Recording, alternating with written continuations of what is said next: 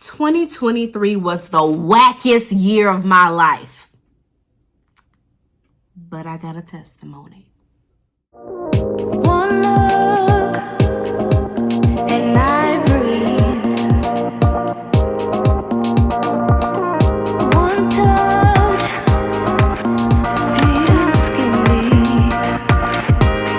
deep. What is going on, everybody, and welcome back to Dear Ashley Grace. If you have not already, please go ahead and like this video. Also, make sure that you are subscribed to the channel and make sure you press that post notification bell so you know when I post videos next. It's about that time. It's time for the year in review 2023 edition. Now, this year has some twists and turns, both personally and as it relates to pop culture and politics. So let's get into it.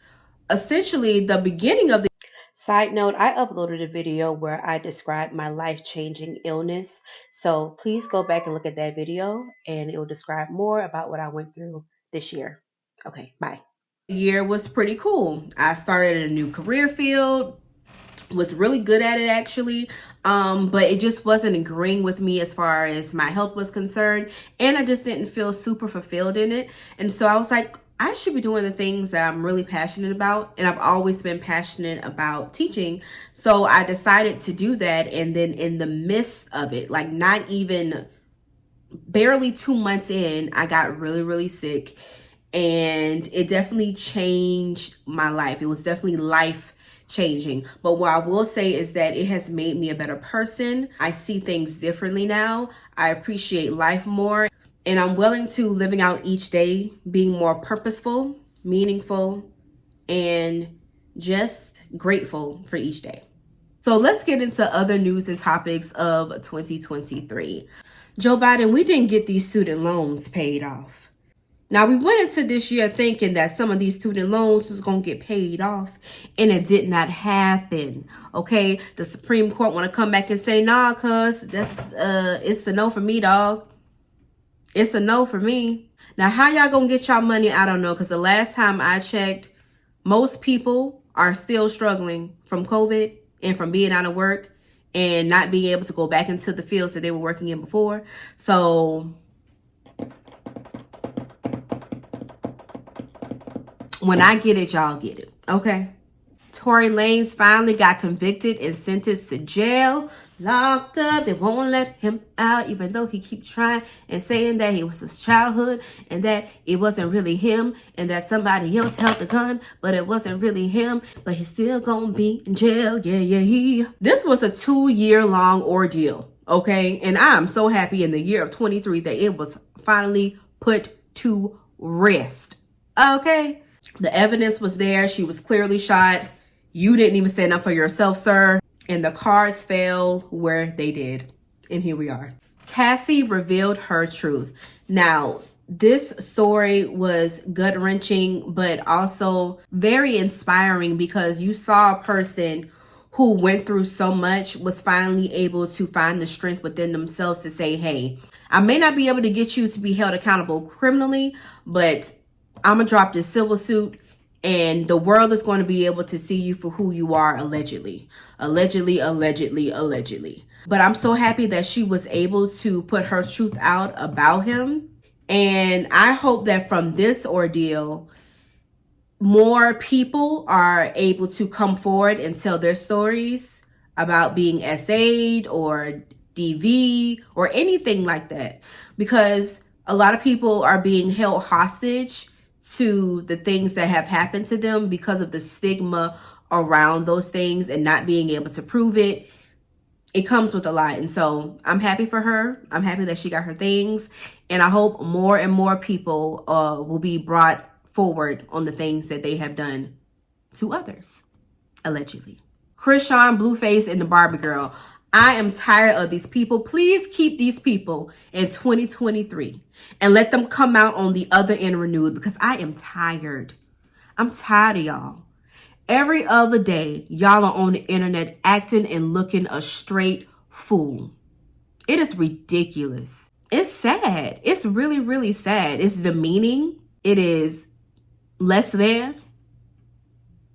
It's not giving any of the things. Please leave y'all in this hot mess in 2023, respectfully. Rihanna at the Super Bowl. Child, listen, okay? I was so geeked for this, okay? And then when it actually happened, I had to watch this too. I had to watch her performance a couple of times because at the first instance of it, I was expecting, I was expecting all of the things. And then when she came out with Baby in tow, I was like, Rihanna, this was not what the girlies were asking for. We wanted some Hyundai Replay. We wanted some with the deep cuts. We wanted everything. We wanted some belly rolling. We wanted some hips whining. We wanted all the things. And sis couldn't do all that for us because she had a baby. She was with child. Granted, the choreo ate down. Even though she wasn't able to eat it down probably how she would have liked when she first signed on to do this, it still ate down, okay? And I heard something that she wasn't even intending to reveal her pregnancy. She just couldn't get the zipper of her jumper up. I don't know how much of that I believe, but what I will say that it was a moment. It definitely was a moment in history. I commend her for being able to command such an audience. And I think she has the most viewed Super Bowl of all time. And that's without us knowing that she was pregnant. So kudos to you, Rihanna. It was a nice moment. It really was. Usher and Keke Palmer down at the residency. Child. Keke and Usher had everybody in an uproar, honey. If you don't know, Usher had a residency in Las Vegas. And Keke Palmer came to the show with her friends. And she was looking good. She was doing all the things. Now, if you don't know, Usher comes into the audience and he serenades people. And he spotted Keke. Now, he sings, "There Goes My Baby." He's doing the things. He's singing to her. She's engaging as performers do in this beautiful black dress with the out in the back. It was nice. The baby was giving Keke the things. Okay, body was bodying. And all of a sudden her mans gets in his feels because she is on the internet having a moment at a performance. And his response is, "But you a mom." And she was a mom then. She'll be a mom right after. She'll be a mom when she gets home. What does that have to do with anything? I really want to know this. I'm not a parent, but I would like to think that your life does not end when you have children. I would like to think that it changes. That doesn't mean you have to go into a shell of yourself and not still do life and have fun. And then come to find out they have a heap of other problems that they are dealing with in their relationship, unfortunately. But just that one moment in time where he publicly embarrassed his girlfriend was like awkward. We had people debating on, well, she shouldn't be embarrassing him like that, and she's a grown woman and he's not even her husband and she should have more respect. It was a mess. LSU's female basketball team wins the championship. Now, what I really truly enjoy about this story is that it is a team full of primarily Black and brown women really going for it, doing all of the things, which I absolutely adore. But it also highlights how society gaslights Black women into feeling that they shouldn't be proud of their accomplishments, that they can't have the same energy as their white counterparts. And I'm just so happy that they were able to show people, listen, we can be aggressive, we can do all of the things. I say all of the things a lot. What is that about? But still be class acts as well and do everything that people say that we couldn't do. The riverboat brawl in Montgomery. Now, y'all, when I saw this for the first time, I was dismayed. To see this man just doing his job and being attacked by these thugs, and I'm going to call them thugs because that's how they were portraying themselves to be. out of nowhere because he's doing his job. It really hurt my spirit. But what gathered me and what made me glee was the fact that it was a sense of community. His coworkers were like, nah, we're not having it. Other patrons on the boat was like, listen, when we get to this dock, oh, it's going down. Okay? They were handling business. They were standing on business. I'm so happy that none of those fine people had to go to jail. And that they stood up for themselves, because too often in this society, when it comes to people who are Black, it's hard for us to get our justice. Child, Carlee Russell be lying. This girl literally had the internet ablaze, okay? We were up, we were searching, we were trying to figure it out. We were putting our feet on the necks of the police department, making sure that they did their due diligence, because of the significant amount of Black women who never get the coverage, who never get the support when they go missing. So Carlee calls the police and says that she sees a white baby walking on the side of the highway, no shirt on, a diaper, no shoes, by themselves, okay? Then she wants to say that she got abducted by a man with balding red hair and another woman, and they fed her Cheez-Its, and eventually they let her go.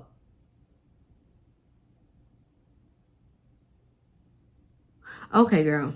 To only find out that she lied about the entire situation, just to make her boyfriend either jealous or mad, or I don't know what the case, allegedly.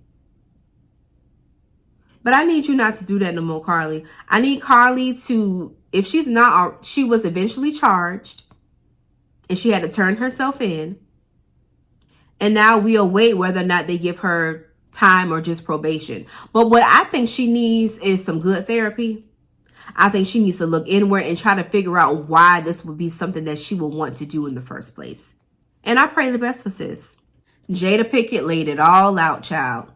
Jada Pinkett Smith came out with a novel this year where she disclosed that she and Will Smith have been separated since 2016. Now, I personally was not shocked nor surprised, but I honestly was kind of upset about the way the media was portraying Jada as the victim, as if it was her fault that her family was dismantling in the way that it was publicly. Privately, we don't know what these people are truly going through or how their relationships are, but making it seem like Will Smith is not a grown man and he does not make his own choices and that he does not have any control over his life. They really vilified Jada, and it's something that they do to Black women often. And I wasn't seeing any of that. I'm glad that she was able to write the book, because it seemed like she really just wanted to release and get her truths out, because people are always seeing her as this person that has her hands in everything that goes bad in Will Smith's life.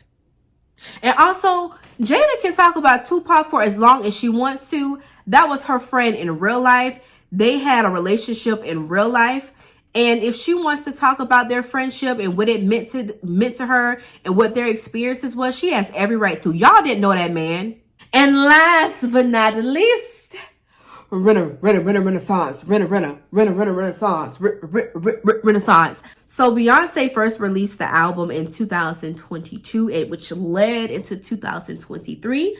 Now, the hype around this album is that it's one of Beyonce's first albums, I think it's her only album, where she did not release visuals.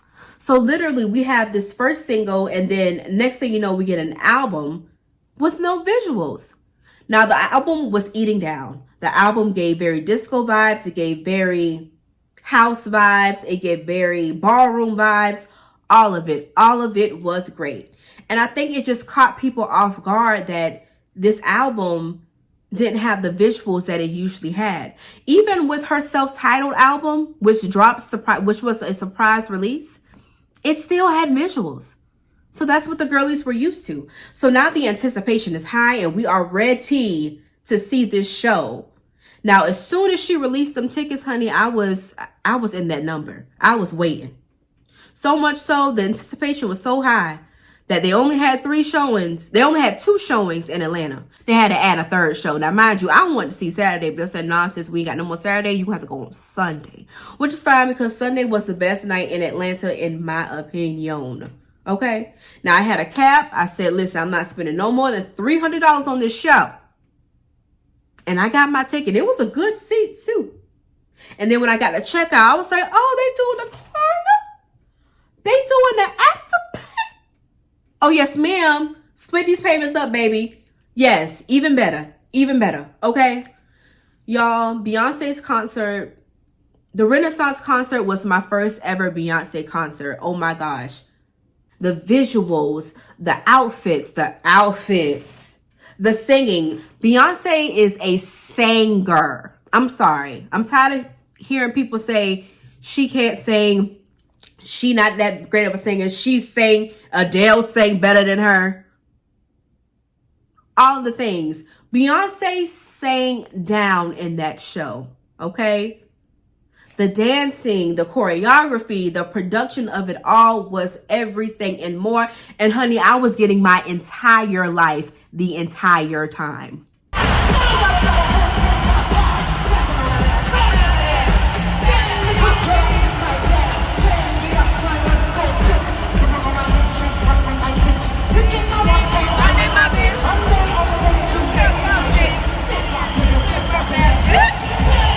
It was everything and more. And I truly wanted to go to this show in particular because it just kind of felt like it would be probably one of her last shows for a long time.